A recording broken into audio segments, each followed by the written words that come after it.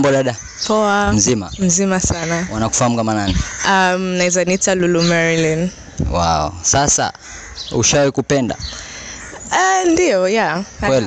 Yes. Mpaka sasa hivi uko kwenye mahusiano? Sio yale but ndio. But ndio. Yes. Yaani sijakuelewa hapo. Yaani umeniuliza kama nishaipenda. Ndio, nishaipenda mtu lakini hatuko pamoja sasa hivi. Mpo pamoja mpaka sasa hivi? Yeah. Sasa ni kabila gani ambalo ushakutana nalo kuliko makabila yote Tanzania? Ukasema wow, this is wonderful. Okay.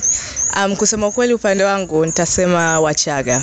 Haswa Wachaga wa Marangu. Ndio. Wachaga Marangu. Yes. Unawashauri nini wale watu ambao wako romantic ambao wana date pamoja afu hawajui ni makabila gani? Kama unataka kumdate mtu, mtafute Mchaga. Yeah. Mchaga tu. Hebu toa basi hata wasifie Wachaga ambao uko nao kiromantic.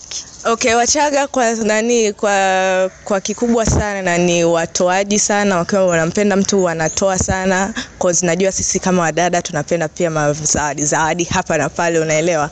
Kwa Wachaga pia ni very generous people. Inategemea sasa mimi yule ambao nimekutana naye ambao alikuwa generous sana ni wa Marangu. Na pia kwenye maneno wako vizuri sana na kila kitu wako tu vizuri. Kwa hiyo ndio mtafute Mchaga wa Marangu. Poa dada, umetisha. Asante sana.